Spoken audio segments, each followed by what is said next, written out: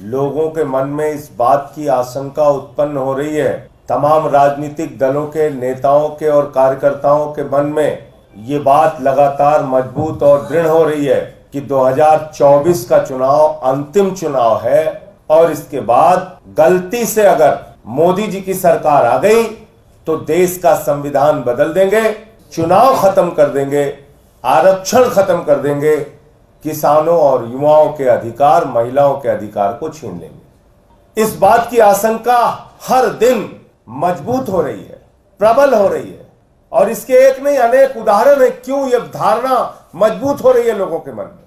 आपको याद होगा देश के गृह मंत्री ने एक बयान दिया, उन्होंने कहा साहब 50 साल तक बीजेपी राज करेगी। 50 साल तक कहां से आई ये बात उनके दिमाग में? क्या योजना है उनके मन में? चुनाव कौन जीतेगा कौन हारेगा ये तो जनता तय करती है। तो 50 साल तक बीजेपी राज करेगी, ये देश के गृह मंत्री अमित शाह जी बोलते हैं। दूसरी बात, इनके एक आरएसएस के बड़े प्रमुख नेता हैं मोहन वैद्य जी, 2017 का उनका बयान है, वो कहते हैं देश में आरक्षण खत्म होना चाहिए।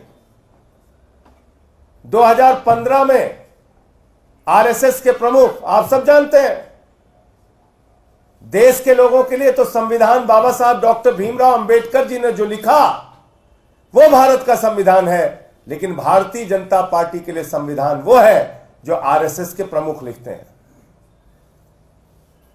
उनका देश के संविधान में आस्था नहीं है, क्योंकि देश के संविधान को तो बदलना चाहते हैं, तार तार करना चाहते हैं। वो किसके संविधान को मानते हैं? वो आरएसएस के प्रमुख मोहन भागवत के संविधान को मानते हैं। जो नागपुर का संविधान है वो भाजपाइयों पर लागू होता है, भारत का संविधान वो नहीं मानते, भारत के संविधान में उनकी आस्था नहीं है। और इसीलिए देखिए आप, प्रधानमंत्री ने कितने अहंकार में कहा, खुद बाबा साहब आ जाएं तो संविधान बदल नहीं सकते। ये किस बात का चैलेंज आप दे रहे हैं बाबा साहब को?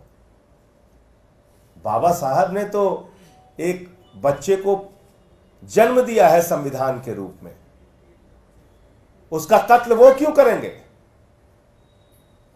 वो क्यों कोई बदलाव करेंगे? इसका मतलब बदलाव की मंशा आपके और आरएसएस के और संघ के मन में और नागपुर में बैठे हुए लोगों के मन में है। और इसीलिए देश का गृह मंत्री खुलेआम कह रहा है 50 साल तक देश पे राज करूंगा, क्योंकि जब चुनाव खत्म हो जाएगा, आरक्षण खत्म हो जाएगा, रसिया के पुतिन का राज हो जाएगा, किम जोंग का राज हो जाएगा, तो क्या जरूरत है चुनाव कराने की? तो मैं आपको बता रहा था कि मोहन भागवत ने 2015 में बिहार विधानसभा के चुनाव के पहले कहा कि देश के अंदर आरक्षण खत्म होना चाहिए, आरक्षण की समीक्षा होनी चाहिए। क्यों भाई? बाद में जब उन पे हमले होने लगे तो लीपापोती करने में लग गए, नहीं हमारे कहने का ये मकसद तो नहीं था, वो मकसद तो नहीं था। तो इसलिए अब जो मैं बात आपको बताने जा रहा हूं, 2024 के पहले की योजना जो आपको बताने जा रहा हूं, वो प्रमाण सहित आपके सामने है। भारत के प्रधानमंत्री घूम घूम के 400 सीट मांग रहे हैं, उनके सांसद, उनके नेता घूम घूम के 400 सीट मांग रहे हैं। ये 400 सीट उनको अपने काम पे नहीं चाहिए, इस बात पे भी नहीं चाहिए कि उन्होंने बेरोजगारों के लिए क्या किया, नौकरियां दी कि नहीं दी, महंगाई कम किया कि नहीं किया, किसानों की आय दोगुना हुई कि नहीं हुई, सबको पक्का मकान मिला कि नहीं मिला, काला धन आया कि नहीं आया, 15 लाख खाते में गया कि नहीं गया। इन सवालों पे वो चुनाव में वोट नहीं मांग रहे हैं, अपने किसी काम की चर्चा नहीं करते। इलेक्टोरल बॉन्ड के भ्रष्टाचार हो, चाहे नोटबंदी का भ्रष्टाचार हो, किसी मुद्दे पर चर्चा नहीं करते वो। चाहे पूंजीपतियों का 15 लाख करोड़ माफ करना हो, किसी मुद्दे पर चर्चा नहीं। क्या 400 सीट दे दो, संविधान बदलना है। 400 सीट दे दो, संविधान बदलना है। और ये इनके अयोध्या के सांसद लल्लू सिंह जी एक सभा में खुलेआम कह रहे हैं 400 सीट इसलिए चाहिए कि संविधान बदलना है। ज्योति मिर्धा भारतीय जनता पार्टी की सांसद की प्रत्याशी कहती है 400 सीट चाहिए इसलिए कि संविधान बदलना है। अनंत हेगड़े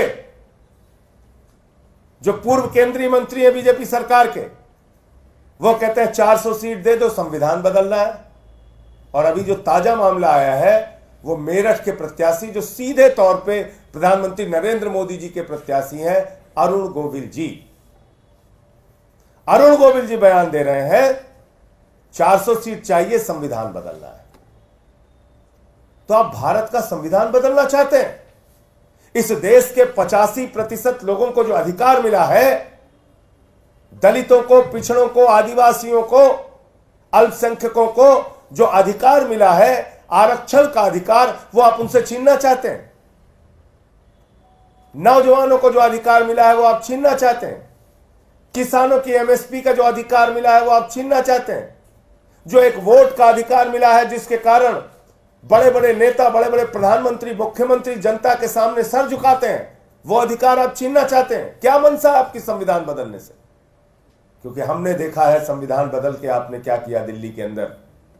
सुप्रीम कोर्ट के 5 जजों के फैसले को आपने दिल्ली में सर्विसेज के मामले में जो फैसला था उसको देश के अंदर, संसद के अंदर बदल दिया। जब चुनाव आयोग की नियुक्ति में मुख्य न्यायाधीश को रखा गया, उस फैसले को आपने संसद में बदल दिया।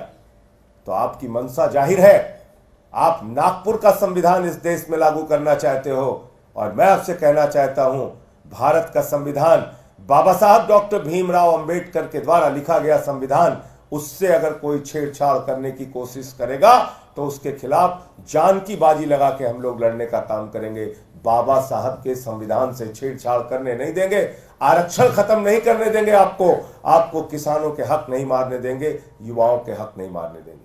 आपने संविधान बदला है, ट्रेलर दिखाया है 2019 से 24 की सरकार में, और 24 में आपने जीतने के बाद मन बना लिया है कि आप आरएसएस का, संघ का और नागपुर का संविधान देश में लागू करेंगे, जो संविधान कहता है आरक्षण तो खत्म होना चाहिए।